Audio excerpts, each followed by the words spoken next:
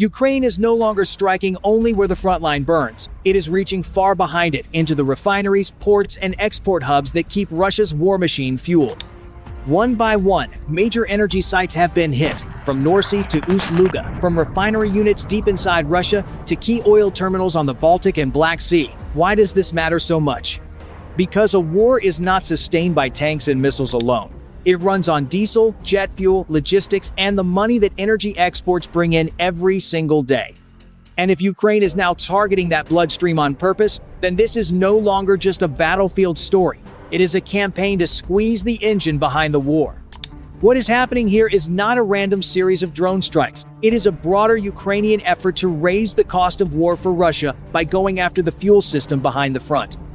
In recent weeks, as peace efforts have failed to produce a breakthrough, Ukraine has stepped up long-range attacks on Russian energy infrastructure. The targets are not limited to one region or one type of facility. They include major refineries, gas condensate processing sites, export terminals, storage infrastructure, and port systems that move fuel toward foreign buyers. One of the clearest examples is NORSI, Russia's fourth-largest refinery, which halted operations after a drone strike on April 5th.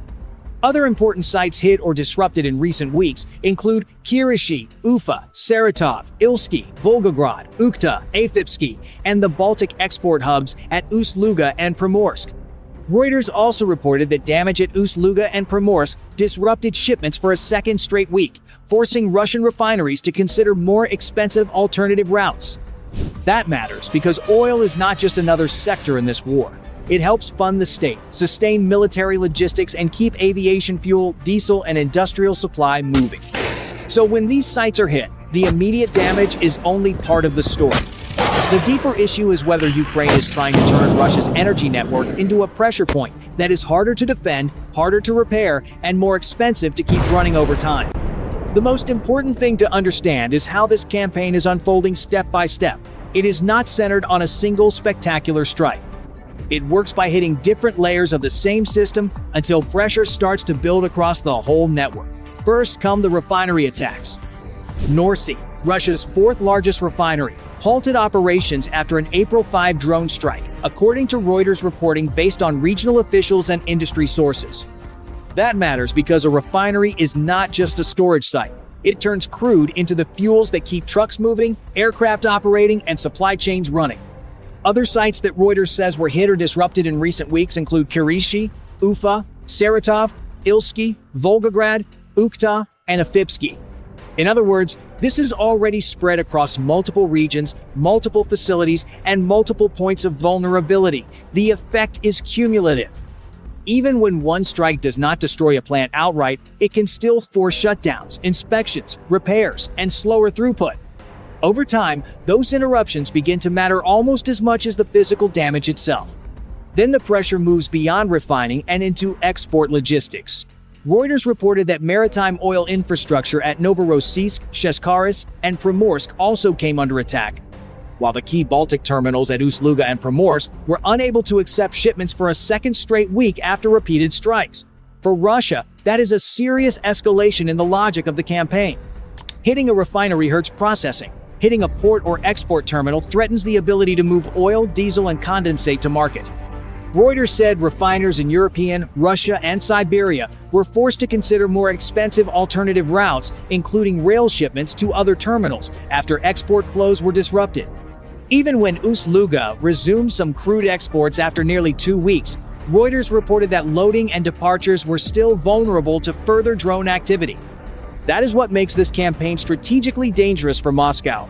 Ukraine is not only trying to damage individual assets, it is testing whether Russia's energy system can be pushed into a pattern of recurring delay, higher costs, and harder choices about what to protect first.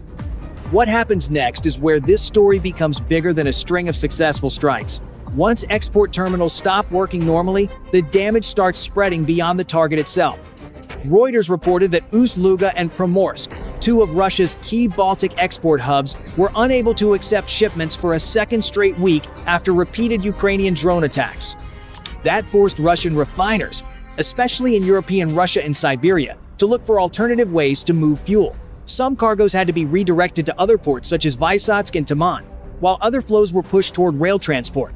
But those alternatives are not simple fixes. They are slower, more expensive, and limited by capacity.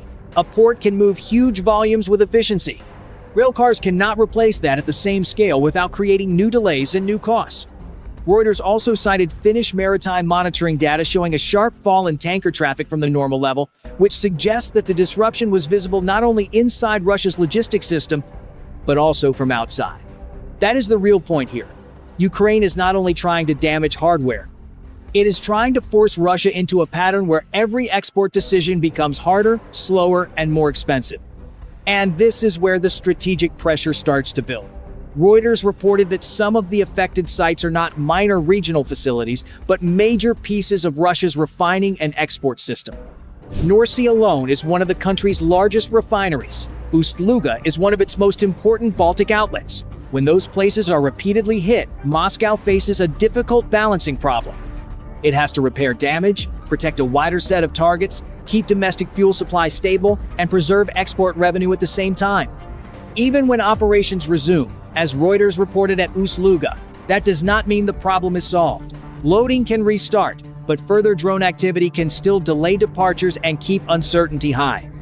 That uncertainty matters, because energy exports are not just a commercial issue for Russia.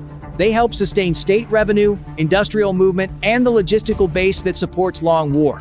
So the campaign becomes dangerous not because one strike ends everything, but because repeated strikes turn the energy network into a moving vulnerability. The more often that happens, the more Russia is forced to spend money, time, and attention defending the rear, instead of focusing only on the front. Why is Ukraine doing this now? And why are these strikes aimed so consistently at oil infrastructure instead of only military targets near the front? The answer, based on Reuters reporting, is that Kyiv is trying to keep pressure on Russia in a part of the system that is both economically vital and physically hard to shield everywhere at once. Reuters reported that Ukraine stepped up long-range strikes on Russian energy sites as peace talks stalled. Reuters also reported that President Volodymyr Zelensky said Ukraine was using strikes on energy infrastructure to maintain pressure on Russia after oil sanctions on Moscow were eased in the wake of the Iran war. That gives the campaign a very clear logic. If diplomatic pressure weakens, Ukraine tries to rebuild pressure through infrastructure. This matters because oil is not just a Russian export business. It is a revenue stream, a logistics base, and a strategic cushion in a long war. Reuters reported that repeated attacks on Baltic terminals and related infrastructure cut Russia's export capability by about 1 million barrels per day, around 1/5 of total capacity, and industry sources said output cuts were becoming unavoidable. More than 80% of Russian oil moves through Transneft pipelines, Reuters said, so when ports, storage, or transfer points are damaged, the problem does not stay local. It begins to push backward through the system. Storage fills up, rerouting becomes harder, and oil fields may have to reduce production because the crude cannot move out fast enough. That is why ports matter so much in this story. A refinery strike can interrupt fuel production, but a port strike can jam exports, delay tankers, and create pressure across multiple regions at once. Reuters reported that Primorsk lost about 40% of its storage capacity, while Ust-Luga also suffered repeated hits and suspensions. Even when some exports resumed, drone activity still caused delays. In simple terms, Ukraine appears to be targeting the circulation system, not just the organs. The goal is not necessarily to stop Russia's oil machine in one blow. It is to make the machine slower, costlier, less predictable, and more difficult to sustain month after month. That is where tactical drone strikes start turning into strategic pressure. The next thing to watch is whether Ukraine can keep this pressure sustained enough to turn disruption into lasting strategic damage. So far, Reuters has reported that around 1/5 of Russia's oil export capacity was still out of action, even after the peak damage of late March eased somewhat. That means the system is wounded but not broken. For Kyiv, the key question is not whether one more strike can make headlines. It is whether repeated strikes can arrive faster than repairs, rerouting, and emergency adjustments. If they can, then Russia faces a grinding problem. Storage fills up, pipelines choke, refineries slow down, and output cuts become harder to avoid. The second variable is geography. Reuters has shown that this campaign is no longer limited to refineries deep inside Russia or the Baltic export hubs. On April 8, Ukraine said it had struck the oil terminal at Feodosia in occupied Crimea, which Reuters described as the largest maritime oil terminal on the peninsula and important for supplying Russian troops there. That matters because it suggests the target list is widening across the broader fuel network, including infrastructure directly tied to military sustainment rather than only export revenue. If that pattern continues, Moscow may be forced to spread air defense and repair resources across a much larger map. And that is the real danger for Russia. Not a single catastrophic blow, but a campaign that keeps shifting from refinery to port, from storage tank to terminal, from export income to battlefield fuel. If Ukraine can maintain that rhythm, then every drone that gets through may do more than start a fire. It may tighten the pressure on the entire system behind the war. What Ukraine is doing here goes beyond symbolic retaliation. By striking refineries, export terminals, and fuel infrastructure across multiple points, it is trying to turn Russia's energy system into a battlefield of its own. Reuters reporting shows that these attacks have already disrupted major sites such as NORSI, Ust-Luga, Primorsk, and Feodosia, while forcing rerouting, delays, and higher costs across parts of the export network. That does not mean Russia's oil machine has been stopped, but it does mean the war is now pressing harder on the system that fuels it, funds it, and keeps it moving. And if that pressure continues, the real story may not be one spectacular strike, but a slow tightening around the engine behind the war.